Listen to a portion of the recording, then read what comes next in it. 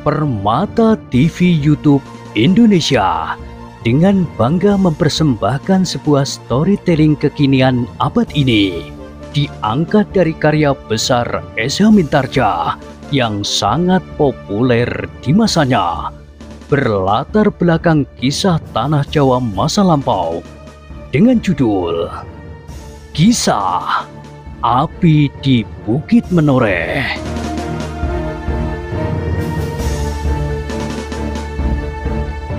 Pada kesempatan yang sangat baik ini, kita masuk pada episode yang ke-640. Selamat menikmati.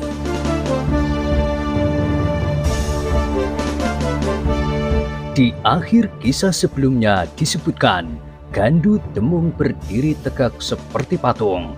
Ia memandang kakaknya yang perlahan-lahan mendekatinya.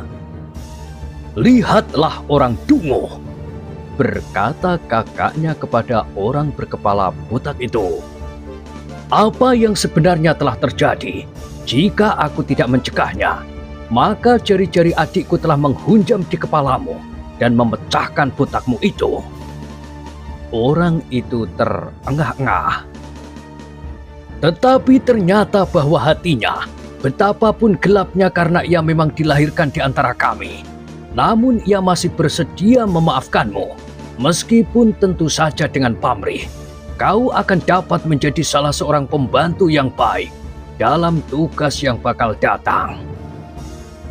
Orang itu menarik nafas dalam-dalam. Sesaat ia memandang mata Gandu Demung yang bagaikan menyala, bagaikan mata seekor harimau hitam yang bertengger di dahan-dahan pepohonan. Mengerikan sekali. "Aku menyerah." Suara raksasa itu dalam sekali, seolah-olah berputar di dalam perutnya. Gandu Demung menggigit bibirnya. Ia bukannya seorang pemaaf. Jika sekiranya ia tidak memerlukan tenaganya, maka orang itu tentu sudah diremasnya dan kepalanya sudah dilubanginya dengan kuku-kukunya yang setajam pedang.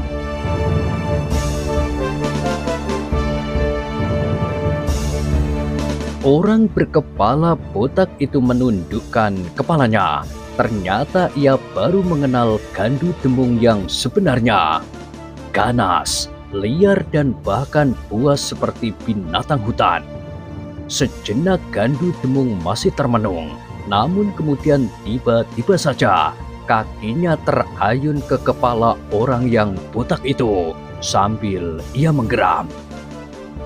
"Kau aku hidupi kali ini, tetapi jika sekali lagi kau menyakiti hatiku, aku akan mencincangmu dan melemparkan kepalamu yang botak itu kepada anjing kelaparan di sepanjang jalan." Betapa sakitnya hati orang berkepala botak itu, seperti sakitnya sentuhan kaki Gandu Demung di wajahnya yang sudah bernoda darah. Namun ia tidak dapat berbuat apa-apa karena ia yakin bahwa Gandu Demung tidak sedang bergurau. Gandu Demung kemudian melangkah meninggalkan orang berkepala botak itu. Sejenak ia memandang ke sekelilingnya dan berkata dengan nada yang berat, "Ayo, siapa lagi orang-orang baru di sini yang merasa dirinya tidak terkalahkan? Siapa yang tidak percaya bahwa Gandu Demung adalah salah seorang dari kepercayaan Empu Pinang Aring?" Semua orang menundukkan kepalanya. Bahkan untuk bernafas pun rasanya mereka tidak sanggup lagi karena ketakutan yang mencekam hati. Sejenak suasana menjadi sepi tegang.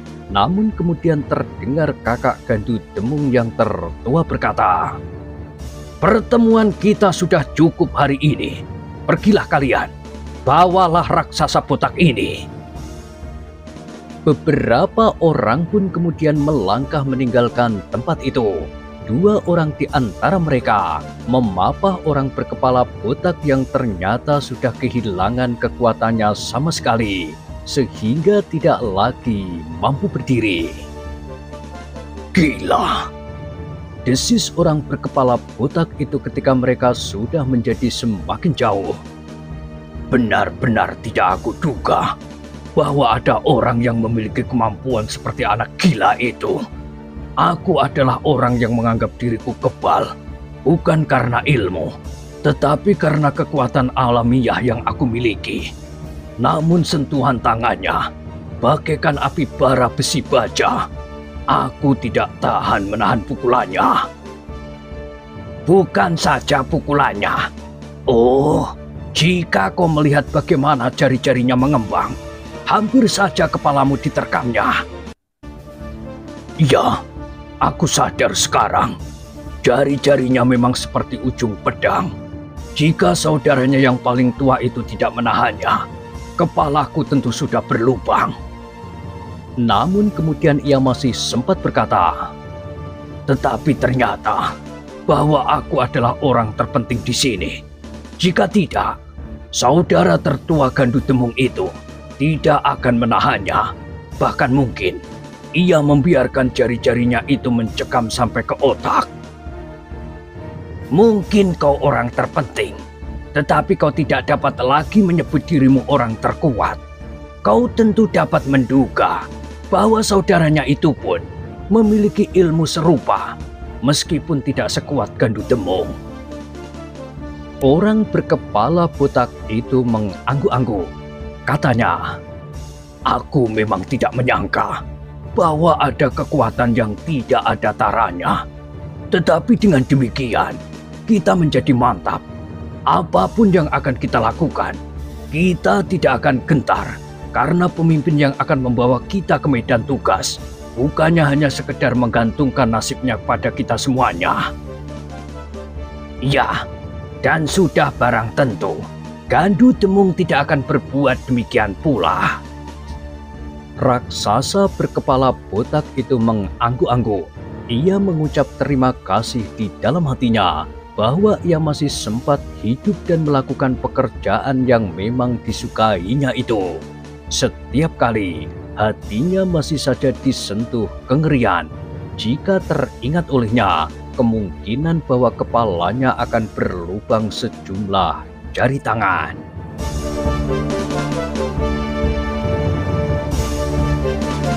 Dalam pada itu, Gandu Demung masih berada di tepian bersama saudara-saudaranya itu. Mereka masih berbicara tentang beberapa hal, juga tentang raksasa berkepala botak itu. Apakah ia tidak akan membuat kesulitan di kemudian hari? Bertanya salah seorang saudara Gandu Demung. Tidak, ia telah benar-benar menjadi jerah, desis saudaranya yang tertua. Melihat sorot matanya dan wajahnya yang pucat, aku berpendapat ia tidak akan berani menyombongkan dirinya lagi. Saudara-saudaranya yang lain mengangguk-anggukkan kepalanya. Marilah, kita akan kembali ke gubuk kita. Kita dapat berbicara selanjutnya mengenai rencana kita. Ajak saudaranya yang tertua. Demikianlah, maka mereka pun kemudian meninggalkan tempat itu, kembali ke sebuah gubuk yang khusus dibuat di Pategalan, yang jauh dari padukuhan. Bahkan sudah dekat di pinggir sebuah hutan kecil yang panjang.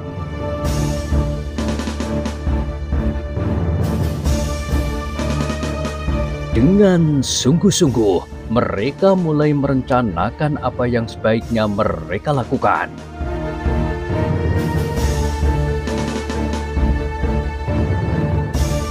Kita dapat menghubungi salah satu kelompok lain yang pantas, berkata Gandu Demung kemudian. Aku masih ragu-ragu, apakah dua kekuatan saja dapat berhasil menguasai sepasang pengantin itu bersama para pengiringnya. Kekuatan Ki Bajanggaring tidak terpaut banyak dengan kekuatan kita di sini, berkata saudara Gandu Demung yang tertua. Karena itu, kau tentu sudah dapat mempertimbangkannya. Masih kurang. Agaknya kita masih perlu mencari kekuatan yang dapat membantu. Meskipun agaknya Ki Bajanggaring dan kelompok kita tidak sejalan sebelumnya, Namun di dalam hal ini, kita akan dapat menemukan cara untuk bekerja sama. Sahut Gandu Demung. Aku menemukan keyakinan bahwa hal itu dapat dilakukan setelah aku bertemu sendiri dengan Ki Bajanggaring. Saudara-saudara Gandu Demung mengangguk-angguk. Yang tertua kemudian berkata, "Aku akan menemui Kiai Wedung Kalang dari daerah hutan Pangarang. Mudah-mudahan kita dapat menemukan sikap yang sama menghadapi persoalan ini. Tetapi jika harus didahului dengan kekerasan seperti yang terjadi pada kelompok Ki Bajanggaring, bahkan di kelompok kita sendiri, maka aku akan meyakinkan mereka," desis Gandu Demung. Saudara-saudaranya mengangguk-angguk pula.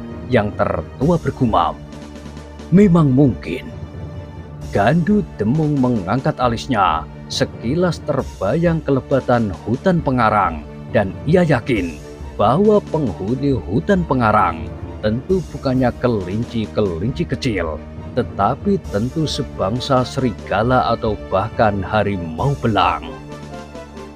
Baiklah, sebenarnya hubungan ayah dengan Kiai Wedung Kalang cukup baik. Jika terjadi sesuatu, agaknya persoalannya tentu mirip dengan keraguan-raguan orang berkepala botak itu. Justru keraguan-raguan yang demikian itulah yang perlu diyakinkan. Saudara-saudara Gandu Demung mengangguk-angguk, dan mereka pun kemudian sepakat untuk pergi ke hutan Pengarang di keesokan harinya.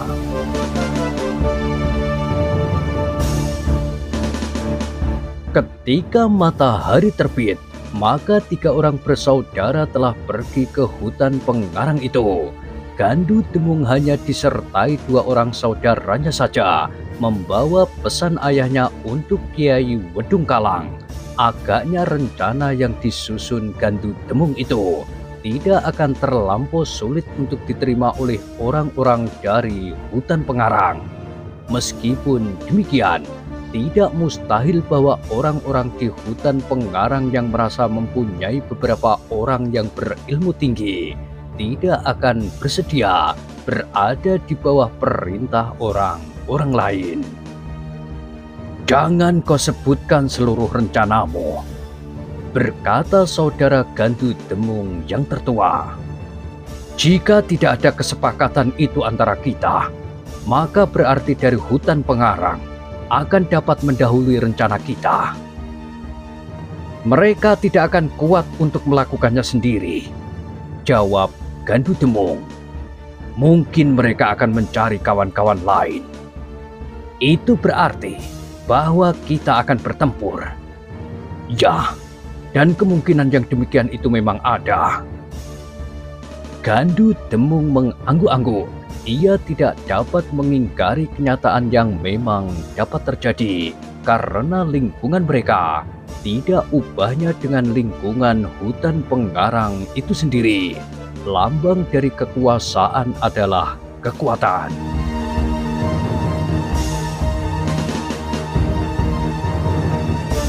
Dalam pada itu, selagi orang-orang di sekitar Gunung Tidar sibuk dengan rencananya, maka di lembah antara Gunung Merapi dan Gunung Merbabu pun telah mulai sibuk pula.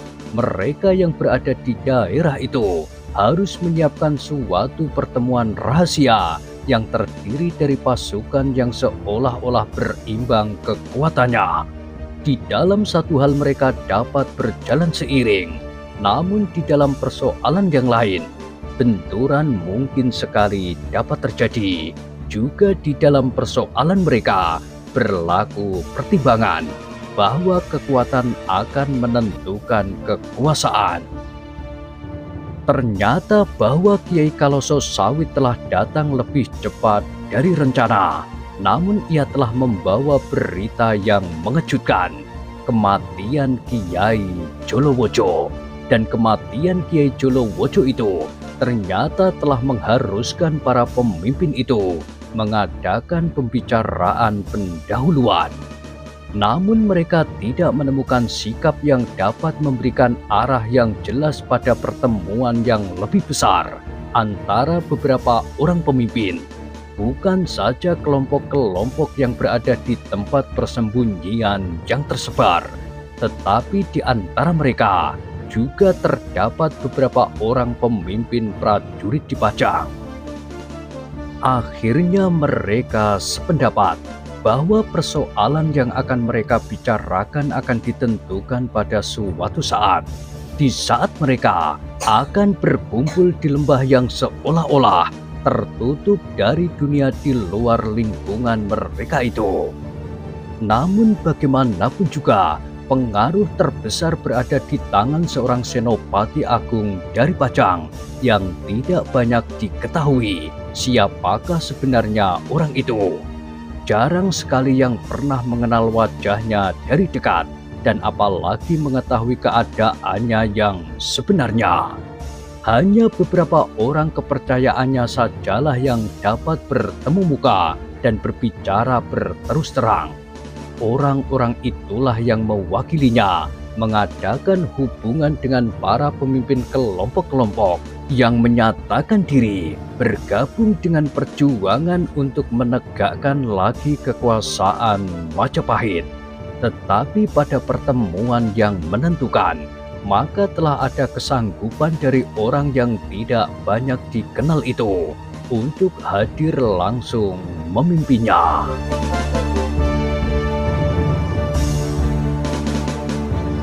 Namun pada itu, suatu kegiatan yang terpisah telah pula terjadi di Sangkal Putung dan di Tanah Perdikan Menoreh.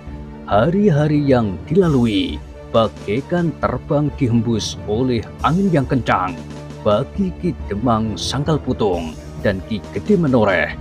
Rasa-rasanya mereka menjadi sangat tergesa-gesa. Persiapan yang telah mereka lakukan sejak 8 hari yang lalu, rasa-rasanya masih jauh dari mencukupi. Tetapi bagi Swandaru dan Pandanwangi, hari-hari rasa-rasanya berjalan terlalu lambat. Matahari berkisar dengan malasnya. Rasa-rasanya sejak terbit sampai saat terbenamnya, perjalanannya telah memerlukan waktu 2 kali lebih lama dari hari-hari biasanya. Apalagi jika malam tiba, suara burung hantu yang langut seolah-olah telah menghentikan putaran waktu, dan malam pun menjadi jauh lebih panjang. Bahkan ternyata bukan keluarga terdekat dari Ki Demang Sangkal Putung dan Ki Gede Menoreh sajalah yang terpengaruh oleh persiapan itu. Bahkan anak-anak muda di kedua tempat itu pun menganggap bahwa waktu yang menjadi sangat lamban. Mereka pun ingin segera melihat Swandaru dan Pandanwangi duduk bersanding dalam pakaian kebesaran sepasang mempelai, baik di Tanah Perdikan Menoreh maupun di Kademangan Sangkal Putung. Untuk mengisi waktu, maka mereka yang telah ditunjuk oleh Ki Demang Sangkal Putung untuk pergi bersamanya mengawal Swandaru ke Tanah Perdikan Menoreh, mencoba menenggelamkan diri ke dalam latihan-latihan yang sungguh-sungguh. Mereka telah mendengar berita bahwa ada sesuatu yang telah terjadi di Tanah Perdikan Menoreh, sehingga tidak mustahil bahwa di sepanjang jalan mereka harus mempergunakan senjata mereka. Agar tidak membuat orang-orang lain cemas, maka mereka telah mengambil tempat yang terpencil untuk melakukan latihan-latihan yang sungguh-sungguh di tengah Pategalan bersama Agung Sedayu. Agung Sedayu yang juga menyadari bahwa kemungkinan yang sulit memang dapat terjadi, maka ia pun telah berusaha sejauh mungkin mempersiapkan anak-anak muda di Sangkal Putung yang akan pergi ke Tanah Perdikan Menoreh. Dengan sungguh-sungguh, ia telah mencoba meningkatkan kemampuan anak-anak muda yang pada dasarnya memang pernah berlatih olah kanuragan. Pada saat Tohpati mengancam Sangkal Putung yang kaya dengan bahan makanan untuk merampasnya dan menguasainya sebagai lumbung yang tidak akan kering, anak-anak muda itu sudah ikut serta di dalam setiap pertempuran yang terjadi. Dari para prajurit Pajang yang berada di Sangkal Putung, mereka mendapat dasar-dasar olah kanuragan. Namun kemudian mereka telah meningkatkan ilmu mereka sedikit demi sedikit. Sedangkan yang terakhir, Agung Sedayu telah membimbing mereka dengan sepenuh hati. Anak-anak muda itu pun dengan sepenuh hati pula melatih diri, tidak saja dalam kelompok yang terdiri dari beberapa orang, tetapi Agung Sedayu menilik mereka seorang demi seorang. Waktunya menjadi semakin pendek, berkata Agung Sedayu. Tidak ada 10 hari lagi. 7 hari, desis seorang yang bertubuh tinggi. Nah, 7 hari lagi kita akan pergi ke tanah perdikan Menoreh sebagai pengiring Swandaru. Tentu akan merupakan sebuah iring-iringan yang cukup menarik perhatian. Tetapi tentu akan menarik perhatian pula bagi orang-orang yang berniat buruk. Sudah kalian dengar apa yang telah terjadi di tanah perdikan Menoreh. Dan sudah kalian dengar pula apa yang telah terjadi di sebelah barat Jati Anom, di lereng Merapi, pada sebuah padukuhan yang bernama Tambak Wedi. Mungkin kita akan menjumpai orang-orang Tambak Wedi yang berkeliaran sampai ke tanah perdikan Menoreh. Tetapi mungkin pula kita akan bertemu dengan kelompok lain yang mempunyai tujuan dan cara yang sama dengan kelompok Kiai Kaloso Sawit. Anak-anak muda Sangkal Putung itu mengangguk-angguk. Kita harus menyadari bahwa setiap orang dalam gerombolan itu memiliki kecakapan bertempur seperti seorang prajurit. Sehingga kalian pun harus membuat diri kalian mempunyai kecakapan bertempur seperti seorang prajurit. Anak-anak muda Sangkal Putung itu mengangguk-angguk. Namun mereka pun sadar bahwa kemampuan mereka sudah mulai meningkat pula. Dan bahkan mungkin sudah berhasil menyamai kemampuan sebagai seorang prajurit. Baik dalam perkelahian seorang melawan seorang maupun dalam kelompok dan bahkan gelar. Untuk meyakinkan diri sendiri, salah seorang dari anak-anak muda itu telah mencoba bertanya kepada Agung Sedayu. Apakah kemampuan kami masih jauh berada di bawah kemampuan orang Tambak Wedi itu? Tentu tidak, jawab Agung Sedayu.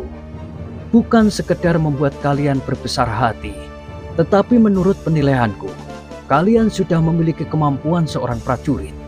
Tetapi jika kebanggaan itu membuat kalian menjadi sombong, maka itu adalah permulaan dari kehancuran. Serupa dengan itu adalah kehilangan pengamatan diri. Memang tidak akan dapat menghindarkan diri dari kemarahan yang menyentuh perasaan. Tetapi kita jangan lupa diri dan kehilangan perhitungan. Agung Sedayu berhenti sejenak.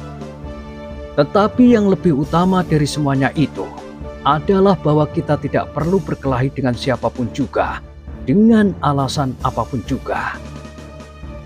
Anak-anak muda itu mengerutkan keningnya, namun salah seorang dari mereka bertanya, "Aku tidak mengerti, kenapa kita tidak perlu berkelahi? Untuk apa kita belajar mempertahankan diri dalam wujud olah kanuragan seperti ini?" Hanya dalam keadaan yang memaksa. Jika kita tidak dapat menemukan jalan lain, maka baru jalan yang paling buruk inilah yang kita tempuh untuk menyelamatkan diri atau menyelamatkan sikap yang kita yakini kebenarannya.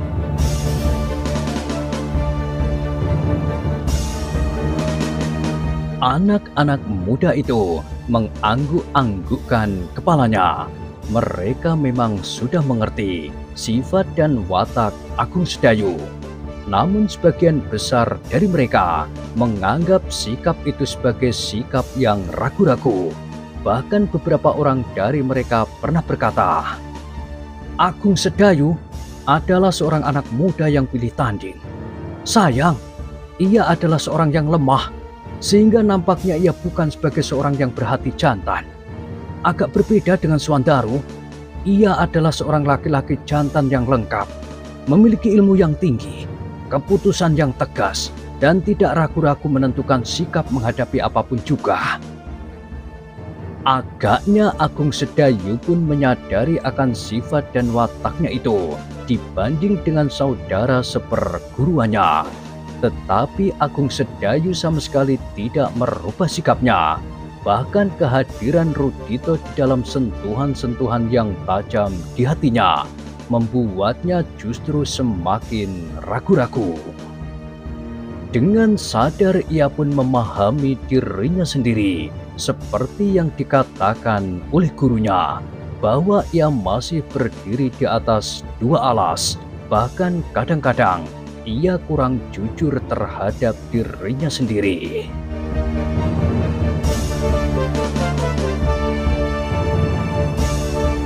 Tetapi itu adalah sifat kebanyakan orang Agung Sedayu. Berkata gurunya, "Kau tidak usah berkecil hati. Cobalah mencari bentuk yang paling mantap bagimu sendiri. Jangankan kau, sedangkan aku, dan bahkan kiwas kita, ayah Rudito itu, belum menemukan kemantapan sikap seperti Rudito." Setiap kali Agung Sedayu hanya dapat merenungi dirinya sendiri, dan bahkan sekali gurunya pun pernah berkata, "Rudito sendiri bukannya orang yang telah menemukan sikap murni. Kau tahu bahwa ia masih melindungi dirinya dalam sifat pasrahnya dengan ilmu kebal yang justru lebih baik dari ayahnya sendiri. Bukankah itu juga suatu sifat yang sama seperti yang terdapat di dalam hatimu, namun dalam wujud yang lebih lemah, jauh lebih lemah?" Dan sekarang Agung Sedayu berhadapan dengan anak-anak muda Sangkal Putung, bukan dengan Rudito. Karena itulah, maka ia harus menyesuaikan dirinya dan sikapnya agar mereka tidak kehilangan pegangan. Justru karena dasar penilaian yang berbeda pada sikap dan pandangan hidupnya. Anak-anak muda Sangkal Putung itu tentu tidak akan dapat diajak berbicara tentang sikap dan pandangan hidup Rudito. Sehingga jika dipaksakannya, maka akibatnya akan kurang baik bagi anak-anak muda itu dan hubungannya dengan Agung Sedayu sendiri. Untuk memperkenalkan sifat dan watak Rudito kepada anak-anak muda itu perlu keadaan dan waktu yang khusus. Karena itulah, maka di hadapan anak-anak muda itu, Agung Sedayu sama sekali tidak memperbincangkan tentang sikap dan watak.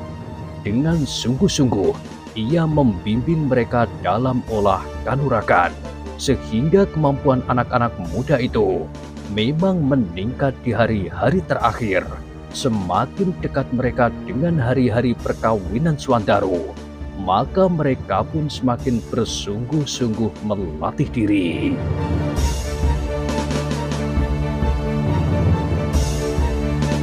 Sementara itu, menjelang hari-hari keberangkatan Swandaru ke tanah perdikan Menoreh, kademangan Sangkal Putung menjadi semakin sibuk.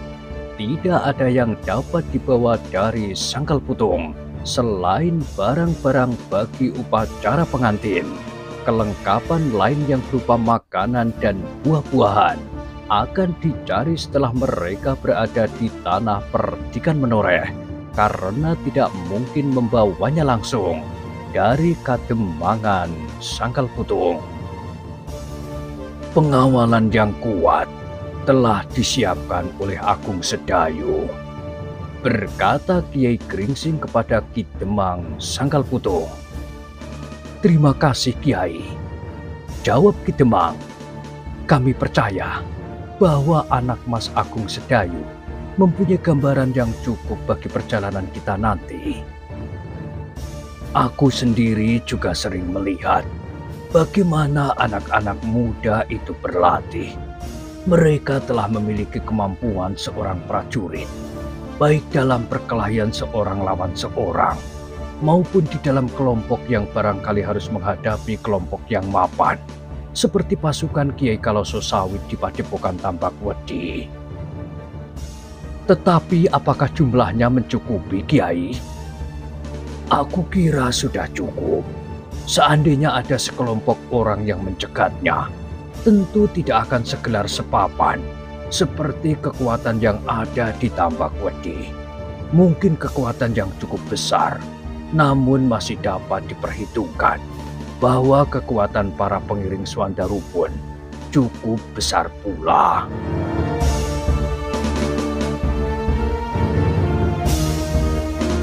Namun bagaimanapun juga, Ki Demang Sangkal Putung masih saja selalu dibayangi oleh kecemasan, seolah-olah daerah selatan yang membujur panjang dari Sangkal Putung sampai ke tanah perdikan Menoreh itu merupakan daerah yang paling gawat dari seluruh wilayah Pajang. Justru pada saat Swandaru akan kawin, daerah ini telah menjadi panas kembali. Gumamnya, "Itu hanya suatu kebetulan, Ki Demang," berkata Ki Sumangkar. "Tetapi mudah-mudahan iring-iringan pengantin Swandaru tidak akan menemui kesulitan apapun juga. Kita akan selalu berdoa," desis Kiai Gringsing kemudian. Namun yang juga menjadi persoalan kemudian adalah Sekar Mirah. Dengan sangat ia minta untuk ikut serta bersama iring-iringan itu ke tanah perdikan Menoreh. "Mirah," berkata ayahnya, "kau sudah mendengar jalan yang akan kita lalui tidak selicin jalan untuk tamasya." "Aku tahu, Ayah. Justru karena itu, aku ingin ikut serta bersama Kakang Swandaru dan Kakang Agung Sedayu." "Kau adalah seorang gadis. Dalam keadaan yang gawat ini, sebaiknya kau tinggal di rumah saja." "Ayah sangka bahwa aku tidak dapat menjaga diriku sendiri." "Aku tahu, Mirah. Tetapi kesulitan seorang gadis akan jauh lebih besar dari kesulitan seorang laki-laki."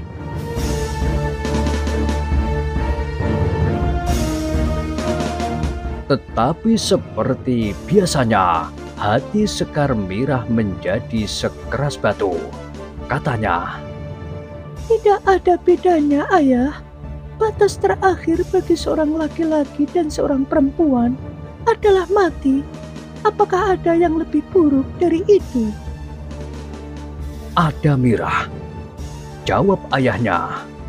"Jika kau jatuh ke tangan penjahat-penjahat itu, mereka hanya dapat menangkap aku jika tubuhku telah terbaring tanpa bernafas lagi." Ayahnya menarik nafas dalam-dalam. Ia sadar dalam keadaan seperti itu, Sekar Mirah sudah tidak dapat diajak berbicara lagi. Kemungkinan satu-satunya adalah mengizinkan ia ikut serta bersama iring-iringan pengantin yang akan pergi ke tanah perdikan Menoreh. Sebab jika tidak, maka justru ia akan dapat menyusul seorang diri. Dengan demikian maka sambil menarik nafas dalam-dalam Ki Demang berkata, "Baiklah, aku akan berbicara dengan Ki Sumangkar." Sekar Mirah mengerutkan keningnya. Dipandanginya wajah gurunya yang berkerut-merut, seolah-olah ia ingin minta kepadanya agar ia tidak berkeberatan. Tetapi Ki Sumangkar sama sekali tidak memandang wajah Sekar Mirah. Bahkan ia memandang ke kejauhan, seolah-olah tidak mendengar pembicaraan itu. Sekar Mirah menjadi ragu-ragu dan ayahnya pun kemudian berkata, "Sudahlah, pergilah ke belakang. Barangkali ibumu memerlukan bantuanmu. Aku akan berbicara dengan Ki Sumangkar." Sekar Mirah masih saja ragu-ragu, tetapi ia pun kemudian bergeser surut meninggalkan ayahnya yang masih saja duduk di pendopo bersama Kiai Gringsing dan Ki Sumangkar. Sepeninggal Sekar Mirah, Ki Demang bertanya kepada Ki Sumangkar, Bagaimana pendapat Kiai dengan perkembangan terakhir dari tanah percikan menoreh? Ki Sumangkar tersenyum. Katanya, Sekar Mirah adalah seorang gadis yang cukup untuk melakukan perjalanan bersama dengan para pengawal. Selebihnya, ia akan dapat menjadi kawan Pandanwangi nanti dalam perjalanan kembali ke Kademangan Sangkal Putung. Karena satu-satunya perempuan yang pantas untuk ikut dalam iring-iringan ini hanyalah Sekar Mirah. Jika kita mengajak perempuan lain yang akan menjadi kawan Pandanwangi, maka akibatnya akan dapat menyulitkan. Ki Demang dapat mengerti pendapat Ki Sumangkar, tetapi Sekar Mirah adalah anaknya, sedangkan anaknya hanya dua, Swandaru dan Sekar Mirah. Jika terjadi sesuatu di perjalanan, maka kedua-duanya ada di dalam iring-iringan itu pula. Tetapi Ki Demang memang tidak akan dapat memilih orang lain. Satu-satunya perempuan yang pantas untuk menjadi kawan Pandanwangi dalam perjalanan yang gawat itu adalah Sekar Mirah.